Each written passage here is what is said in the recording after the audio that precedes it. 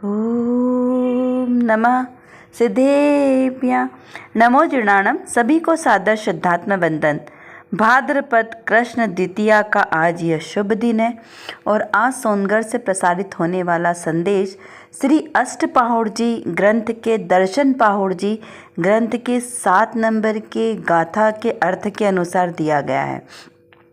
यह दर्शन पाहुड़ ग्रंथ सम्यक दर्शन के स्वरूप की महिमा बताने वाला बहुत ही अद्भुत ग्रंथ है, जो आचार्य कुंद देव ने पंच परमागम के रूप में जो ग्रंथ लिखे उसी में से यह एक पंच परमागम में से एक परमागम है।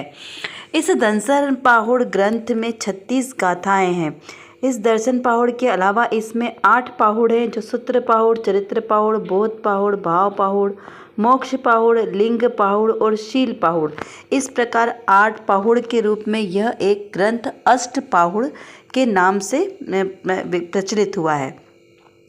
यहाँ पर पाहुड़ का मतलब है भेंट, यानी कोई गिफ्ट। हम बोलते हैं ना, जैसे भेंट यानी गिफ्ट प्राप्ति। तो ये आचार्य कुंद देव द्वारा हम जैसे मुमुक्षु जीवों के लिए यह एक भेंट स्वरूप दिया गया यह ग्रंथ है पाहुड़। तो चलिए आज हम इसकी गाथा के अर्थ को पहले पढ़ते हैं, फिर गाथा से अर्थ समझेंगे।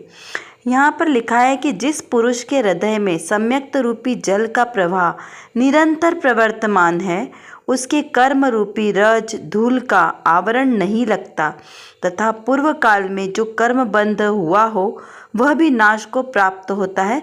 इस प्रकार ये गाथा का अर्थ है। तो चलिए हम यहाँ पर पहले गाथा का पाठ करते हैं और फिर इसके शब्दों के साथ इसका अर्थ समझते हैं। यहाँ पर पूर्व गाथा में भी सम्यक दर्शन सहित सभी प्रवृत्ति सफल है, इस प्रकार का कथन आया है कि सम्यक ज्ञान दर्शन वीर्य से वर्धमान है, जो वह पंचम काल में कलुषता और पापों से रहित है, वे सभी अल्प काल में उत्कृष्ट ज्ञानी यानी केवल ज्ञानी होंगे, ऐसा वर्णन आया है। यहाँ पर गाथा के आधार से उत्थानिका में आया है कि सम्यक तो आत्मा को कर्मरज नहीं लगने देता। इस गाथा का हम पाठ करते हैं और उसका अर्थ समझते हैं। सम्मत सलिल पवहो नित्यम हिये पवर्तये जस्स कम्मं वालुयवरणं बंधुनिश्चयनाशये तस्स। अर्थात सम्यक्त्व की जलधार जिनके नित्य बहती हृदय में, बेकर्म रज से ना बंधे पहले बंधे भी नष्ट हो। यहाँ पर अर्थ देखते हैं। जस यानी जिनके, हिये यानी हृदय में, सम्मत यानी सम्यक्त रूपी, सलिल यानी जल, पवहो यानी प्रवाह, नित्यम यानी निरंतर, पवर्तये यानी प्रवर्तमान है, तस्स यानी उसके, कम्मम यानी कर्म रूपी, वालुवर्णम यानी धूल के आवरण नहीं लगता तथा पूर्व काल में जो बंधच्छय यानी जो कर्म बंध हुआ है वह भी कैसा हो जाता है, नाश को प्राप्त होता है, निर्जरित हो जाता है। नाश यानी नाश को प्राप्त हो जाता है। इस प्रकार इस गाथा का यहाँ पर अर्थ समझना चाहिए। अब इसको हम डिटेल में थोड़ा समझते हैं। उसके हृदय में सम्यक्त रूपी जल का प्रवाह निरंतर प्रवर्तमान है। अब यहाँ पर जिस पुरुष की बात चल रही, तो कौन सा पुरुष? तो यहाँ पुरुष यानी जो पुरुष स्त्री है ऐसा नहीं लेना। यहाँ पुरुष नाम आत्मा का है, यानी आत्मा, जो आत्मा जिस आत्मा के हृदय में सम्यक्त रूपी जल का प्रवाह, यहाँ क्या कहा, जल का प्रवाह निरंतर प्रवर्तमान है। अब यहाँ पे जल के प्रवाह की उपमा दी है, किसको? सम्यक्त को। सम्यक्त रूपी जल यानी सम्यक्त रूपी अद्भुत। देखिए ये जो जल है ना, सम्यक्त रूपी जल, ये एक कोई अद्भुत जल है। जैसे हम नदी में देखें तो जो बहता हुआ पानी होता है उसमें कभी गंदगी नहीं होती, उसमें कभी फंगस काई नहीं जमती, शैवाल। क्यों? क्योंकि वो बहता हुआ जल है, वो हमेशा स्वच्छ और साफ सुथरा रहता है। जैसे आप देखिए कुछ पवित्र नदियों का जल पवित्र माना जाता है, जैसे गंगा नदी का जल है। ऊपर हिमालय में देखिए तो वो जल से बहुत सारे रोग निरोग हो जाते हैं। कई वर्षों तक उसे हम बॉटल में भर के रख लेंगे तो भी उसमें काई नहीं जमती। लेकिन जो हमारा कुएं का, नदी का या फिर हमारा बोरिंग का पानी हो, नल का पानी हो, ये थोड़े से दिन रखेंगे तो उसके अंदर कीटाणु पैदा होने लग जाते हैं, वो जीव होने लग जाते हैं, मतलब वो खराब हो जाता है पानी। लेकिन बहता हुआ जल कभी खराब नहीं होता। तो यहाँ पर इसलिए सम्यक्त को बहते हुए जल की उपमा दी गई है। फिर क्या कहा कि जो नदी का प्रवाह रूप में क्या होता है, जब नदी बहती है तो उसके अंदर वो जो आसपास की गंदगी ना उसको भी बहा कर ले जाती है। कैसे, जो अगर कोई किनारों पे कुछ गंदगी हो तो वो गंदगी को भी अपने साथ पानी में बहा कर ले जाती है, यानी सब जगह क्लीन करती है। और वहाँ काई भी बहते पानी में कभी काई कॉर्नर पे भी नहीं जमेगी। तो ऐसे ही जो सम्यक्त रूपी जल है, जो निरंतर इस तरह के धारा प्रवाह रूप से प्रवर्तमान बहता रहता है, वो जल कैसा है, कर्म रूपी रज धूल का आवरण नहीं लगता। किस पे, जहाँ पे सम्यक्त रूपी जल प्रवाहमान हो। जैसे नदी के किनारों पर गंदगी नहीं जमती, वैसे ही जो सम्यक्त रूपी जल है ये कर्म के बंधन की जितनी भी कर्म रज होगी उसको भी कैसा करता है, अपने साथ बहा कर ले जाता है। यहाँ सम्यक दर्श होने पर 41 कर्म प्रकृतियों की बंध विच्छित्ति हो जाती है। कितनी, 41। कब, सम्यक्त होने पर। तो 41 कर्म प्रकृतियों की बंध विच्छित्ति हो जाती है। यानी कि बंध विच्छित्ति का क्या मतलब है, बहुत कठिन शब्द है ना, तो आपको लग रहा होगा कि ये क्या शब्द आ गया। लेकिन बंध विच्छित्ति यानी उसका बंधन टूटना, यानी जो कर्म है उसका बंधन का रुक जाना, बंध विच्छित्ति उनका बंध का रुक जाना। इस प्रकार यहाँ पर समझना। कितनी, तो 41। कुल 148 कर्म प्रकृतियाँ होती है, 8 कर्मों की, उनकी उत्तर प्रकृतियाँ मिलाकर। तो जो 148 कर्म प्रकृति है उसमें से 41 कर्म प्रकृति का बंधन तो सम्यक दर्शन होते ही रुक जाता है। अब वो कौन कौन सी, जैसे नरक गति का बंधन नहीं होना। अब नरक गति में भी सिर्फ पहले नरक का ही रहेगा, और पहले, दूसरा, तीसरा, चौथा, पांचवा, छठा, 7 नरक है ना टोटल, तो उसमें से पीछे के 6 नरकों में बंध नहीं होगा।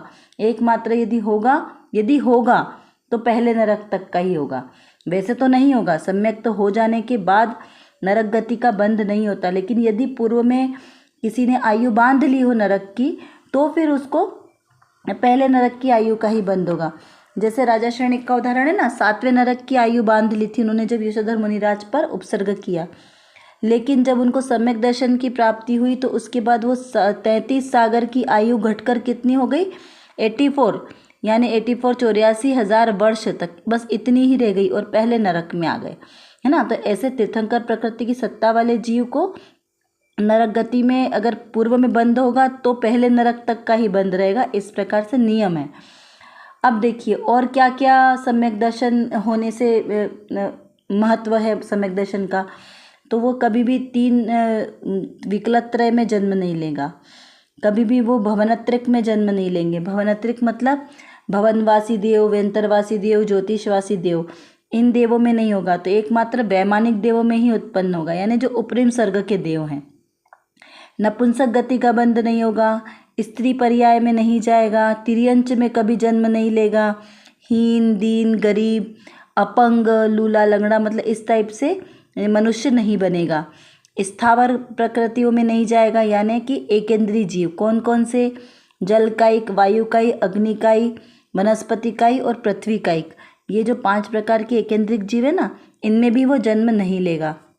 विकलत्रय यानी 2 इंद्रिय से लेके 4 इंद्रिय तक के लेना, 2 इंद्रिय, 3 इंद्रिय, 4 इंद्रिय और 5 इंद्रिय में तो लेगा, वो भी संगी में लेगा, असंगी में नहीं लेगा, है ना। तो इस प्रकार इनमें भी जन्म नहीं लेगा।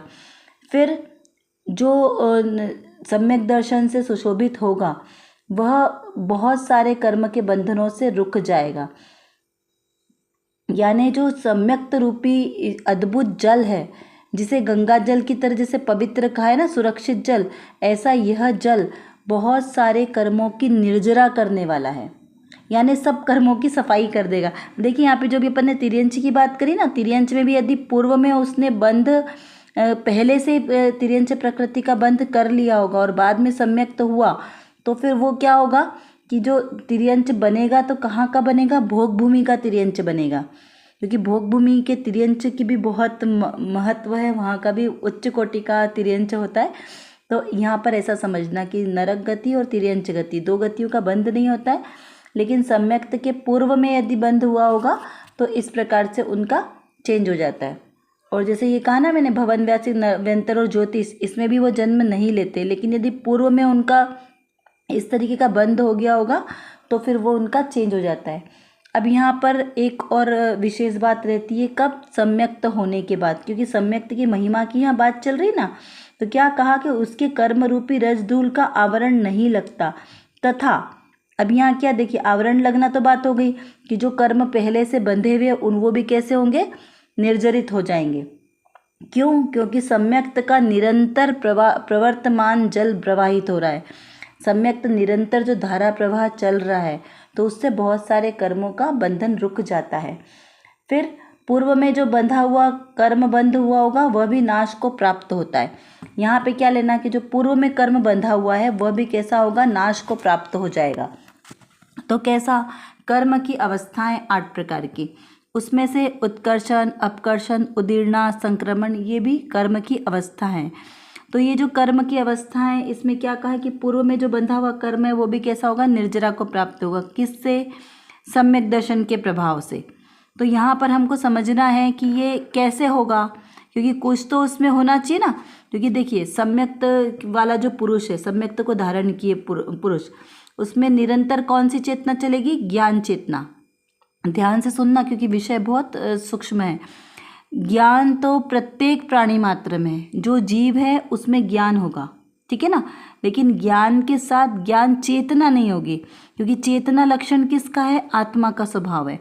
तो जब चेतना सम्यक दृष्टि जीव होगा उसकी ज्ञान चेतना चलेगी। क्या कहा मैंने?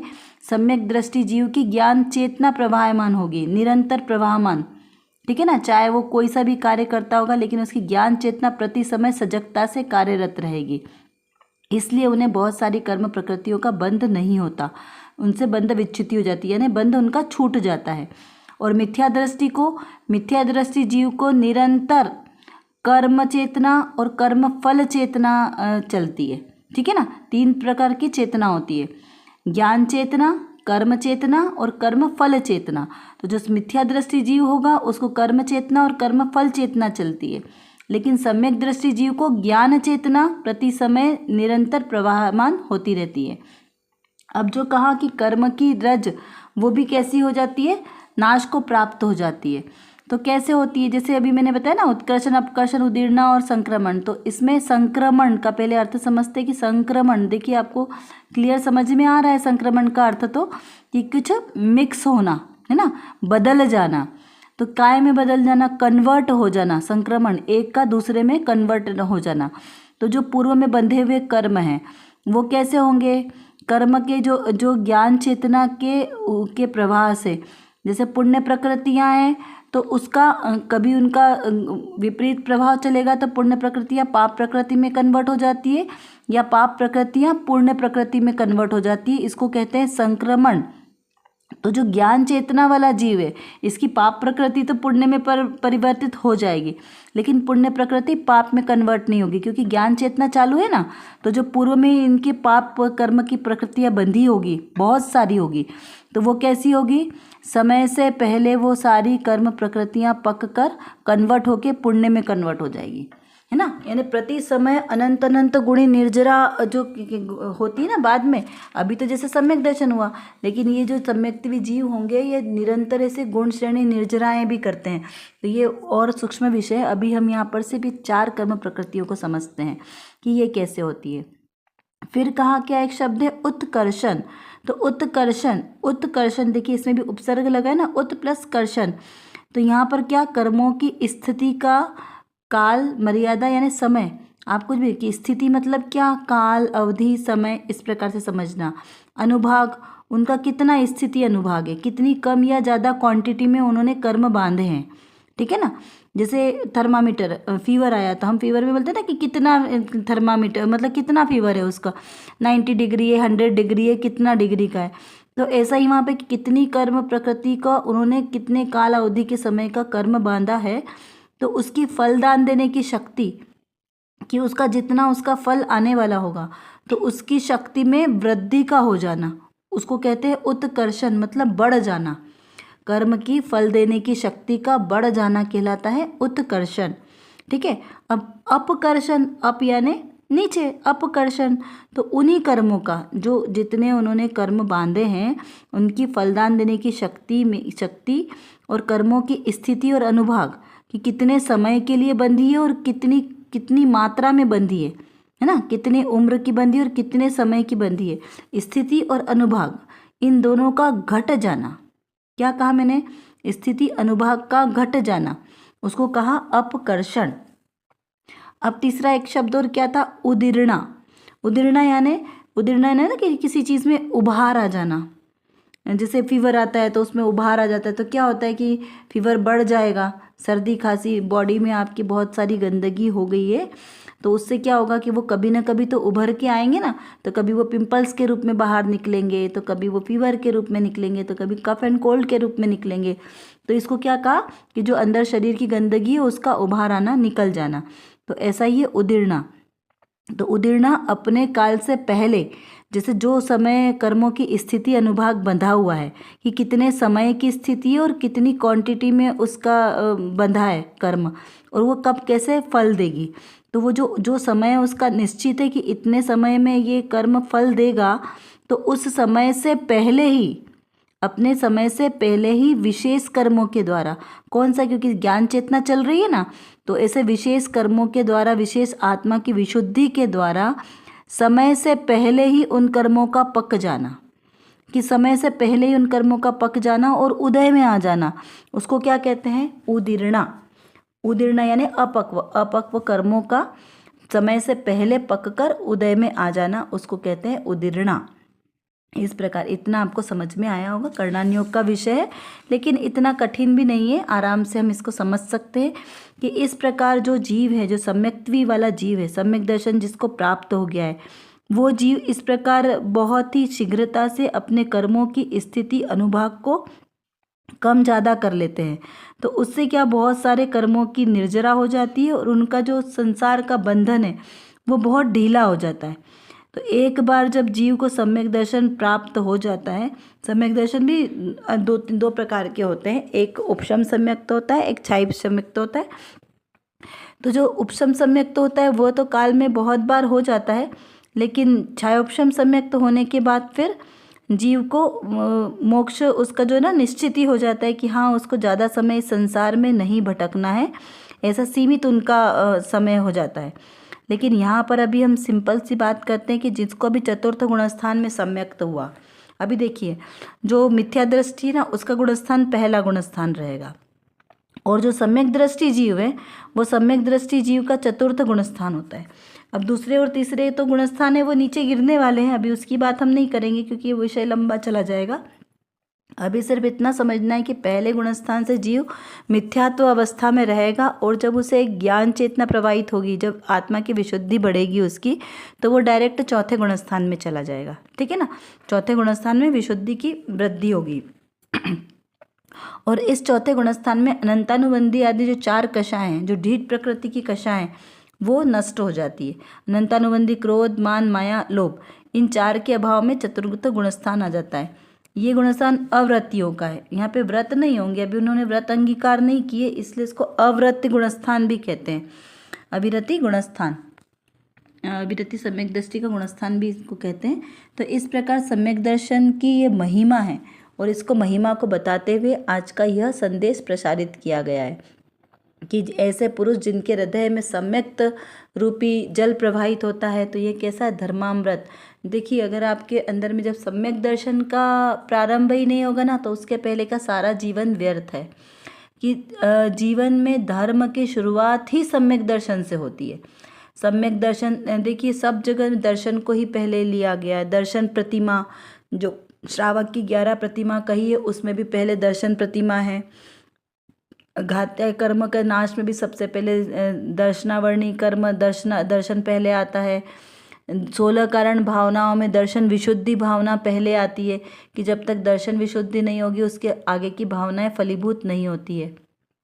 रत्नत्रय में सम्यक दर्शन पहले, सम्यक दर्शन होगा तो ज्ञान भी सम्यक होगा और उस रूप आचरण भी सम्यक ही होगा। इस प्रकार से दर्शन का बहुत महत्व है कि जब तक आपकी श्रद्धा ही पक्की नहीं होगी, तो आगे का कोई भी कार्य सही नहीं चलेगा। तो जो दर्शन है ये आत्मा का गुण है और उसकी श्रद्धा उसकी वो पर्याय है। तो श्रद्धा जैसी चलेगी वैसा हमारा ज्ञान चलेगा। तो इस प्रकार दर्शन हमें शुद्ध होना अति आवश्यक है। इस प्रकार इसको हमको यहाँ पर समझना है। तो चलिए अभी हम देखते हैं यहाँ की रत्नकणिका आज जो है वो उसमें कौन सी विशेष बात आई है।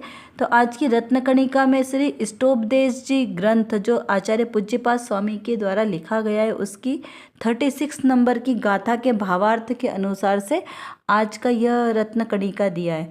यह इष्टोपदेश ग्रंथ चरणानियों का ग्रंथ है और बहुत ही लघु लेकिन सारभूत ग्रंथ है।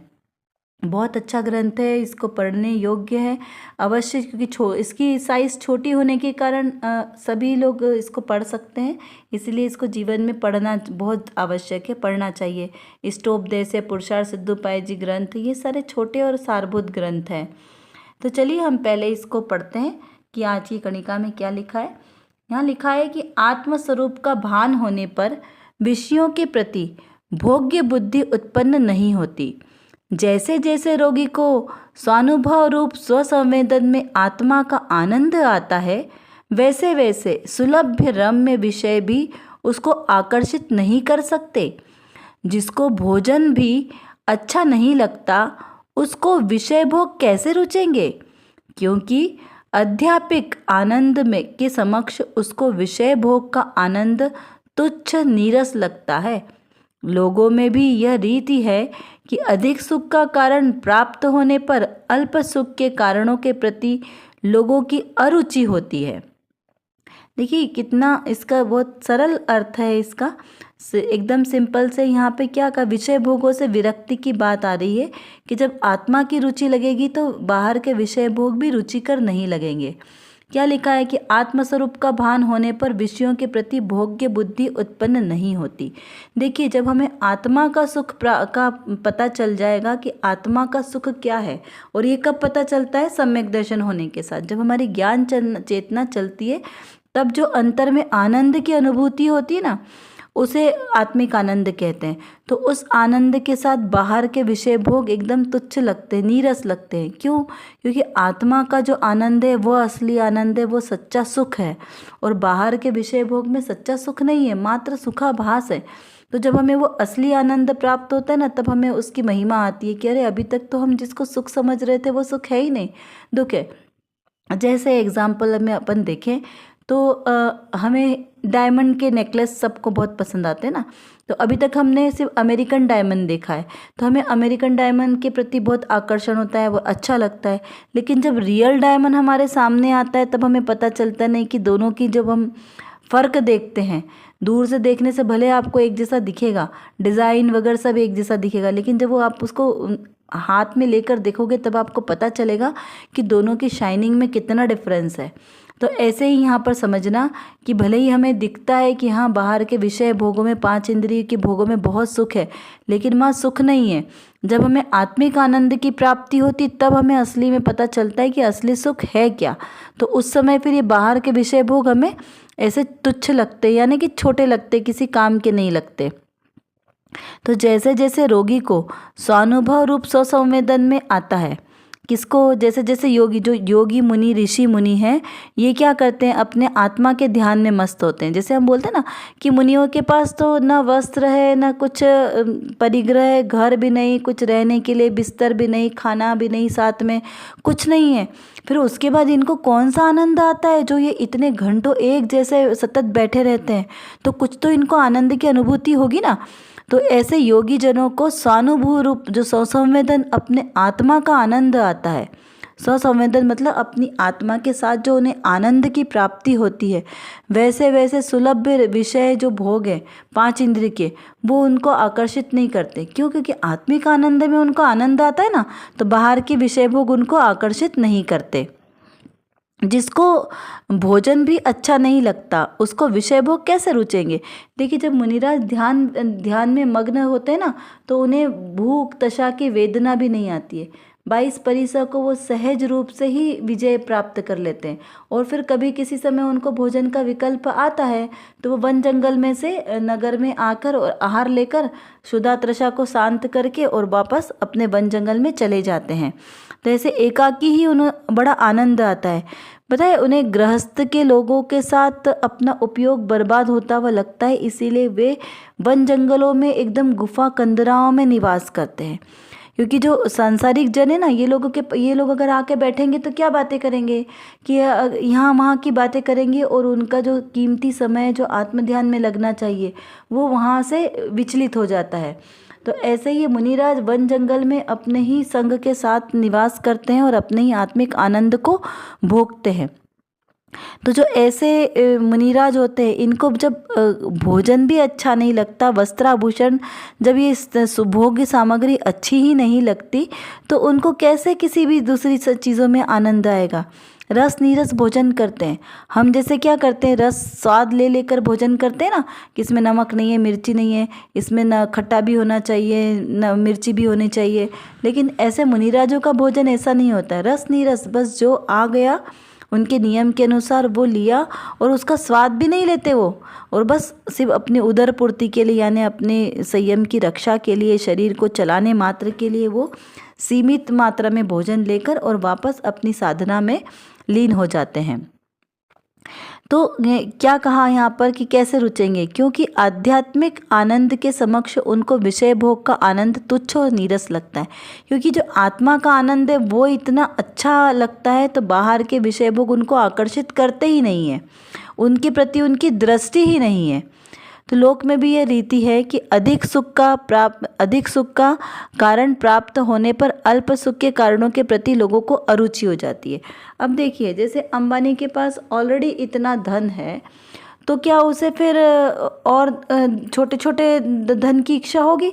उसकी कार, उनका जो देखिए कि उनके पास जो ऐशो आराम के सामान हैं वो उनके पास जब उच्च क्वालिटी के हैं, तो क्या उससे निम्न क्वालिटी वाली चीज़ें उनको अच्छी लगेगी, वो आकर्षित करेगी? क्या नहीं करेगी। क्यों? क्योंकि उनके पास ऑलरेडी हाई क्वालिटी की चीज़ें हैं, तो नीची क्वालिटी की चीज़ें उनको तुच्छ लगेगी। जैसे क्या बोलते हैं ना कि लो क्लास है सामान, तो इस प्रकार उनको उसके प्रति अरुचि पैदा होती है, उसके प्रति उनको आकर्षण का भाव नहीं रहता।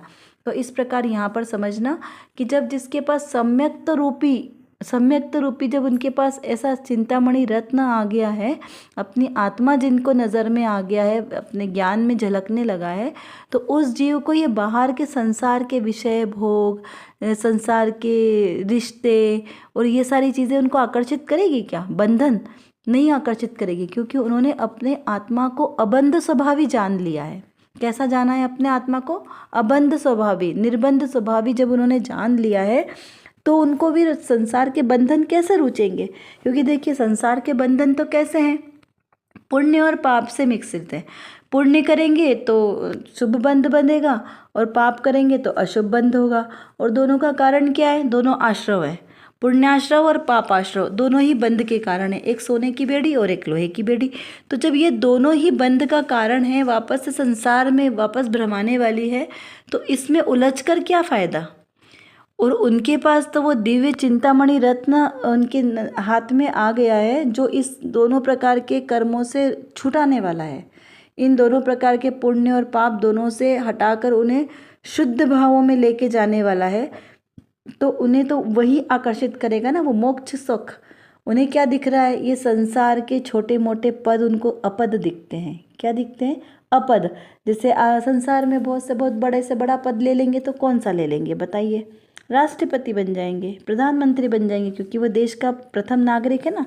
इससे ऊंचा और पद क्या होगा? डॉक्टर बन जाओगे, इंजीनियर बन जाओगे, एस्ट्रोनॉट बन जाओगे, और क्या बनेंगे?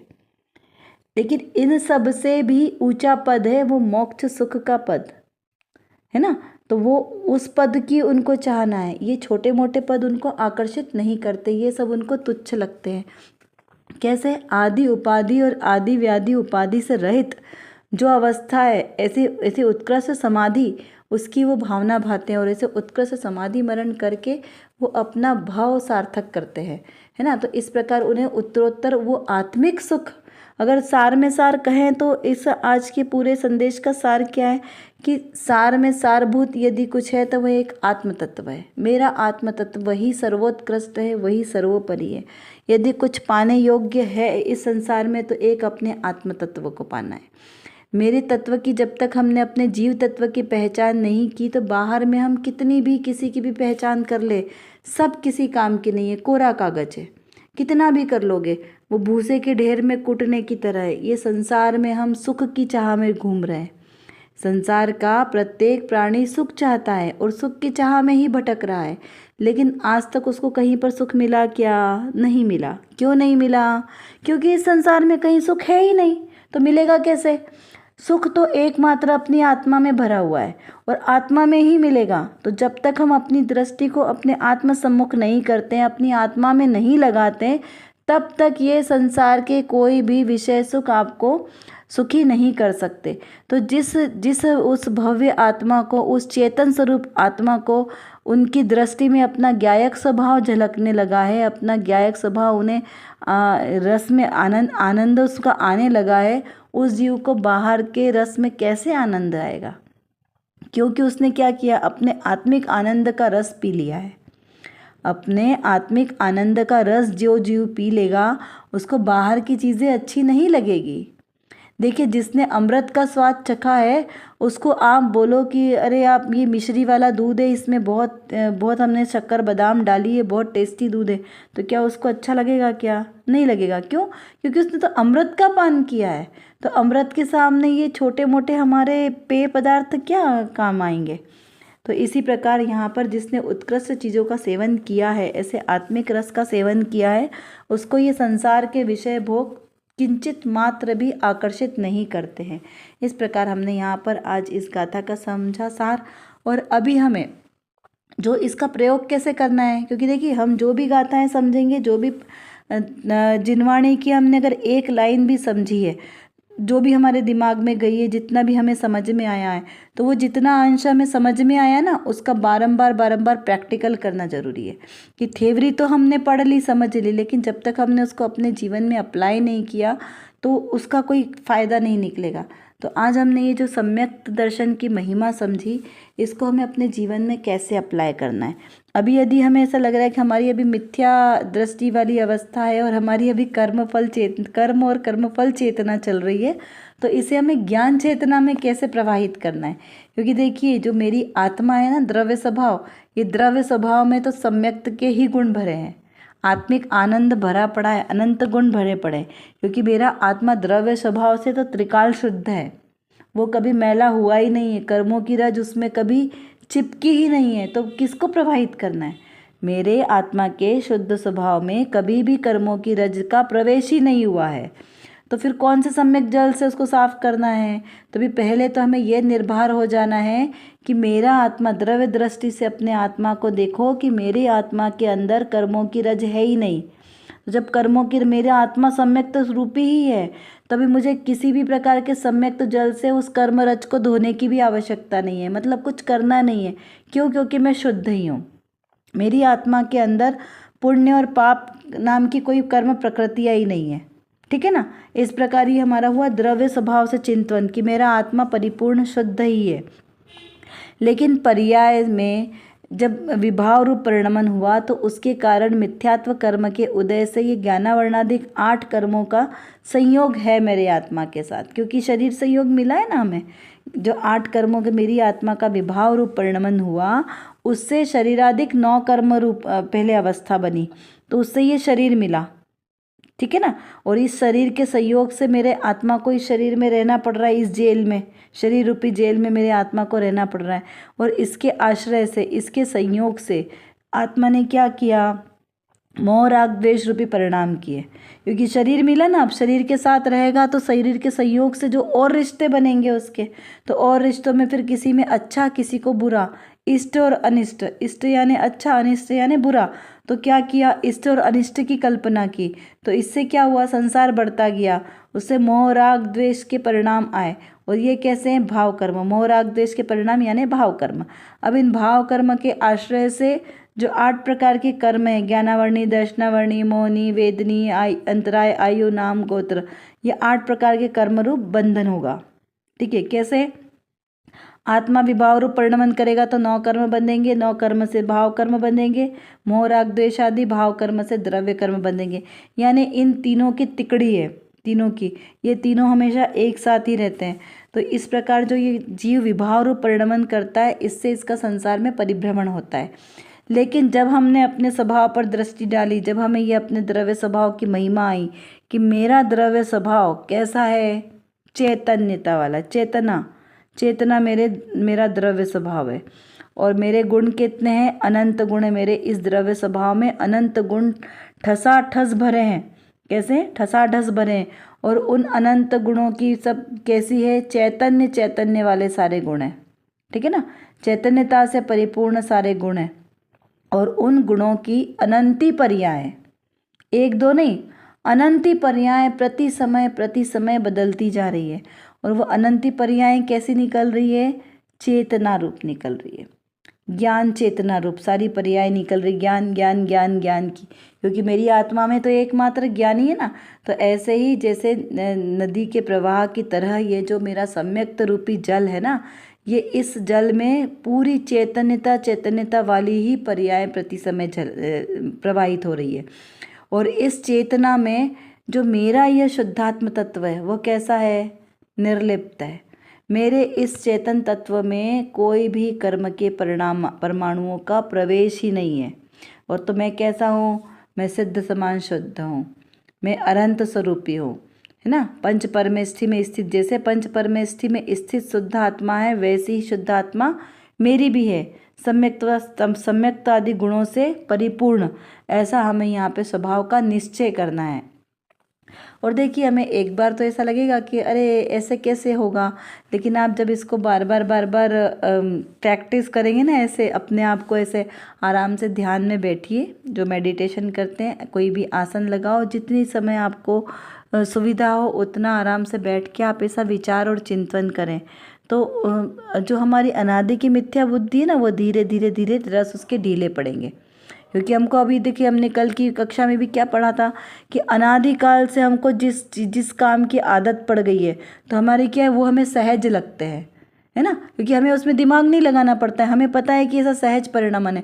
ऐसे ही अनादिकाल से हमारी बुद्धि पर में ही गई है ना, हमने बाहर के विषय भोगों में ही सुख ढूंढा है, तो हमें वो आत्मिक आनंद का स्वाद ही नहीं आता, हमें उसी की इच्छा होती है। जैसे कई बार पाठशाला में बच्चे से बोलते ना कि मोक्ष जाएंगे, मोक्ष में सो के वहाँ ना खाना है, ना पीना है, ना रोग आएंगे, ना कुछ सोना है, कुछ काम नहीं है। तो बच्चों को क्या लगता है, वो क्या पूछते हैं कि अरे वहाँ जब कुछ काम ही नहीं है तो वहाँ पे हम क्या करेंगे, बोर हो जाएंगे, है ना। तो ऐसा नहीं है, वहाँ पे जो आत्मिक आनंद है उसकी किसी और से कंपैरिजन नहीं किया जा सकता। संसार के विषय भोग तो बहुत छोटे हैं, तुच्छ हैं उस आत्मिक आनंद के आगे।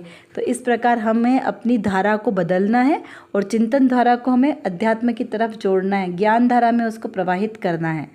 वैसे तो जैन सिद्धांत बहुत ही अलौकिक है, यहाँ पर तो करने कराने का भाव भी मिथ्या कहा है कि करने कराने वाला कुछ है ही नहीं, में सहज परिणमन होता है। जब आत्मा की तरफ दृष्टि जाएगी तो सारे परिणमन सहज ही हो जाएंगे, ऐसा भी यहाँ पर हमें विचार करना है। तो चलिए अभी हम यहाँ पर अपनी क्लास को यहीं पर विराम देते हैं। आप अपनी साधना को बढ़ाते रहिए, तब तक जय जिनेंद्र।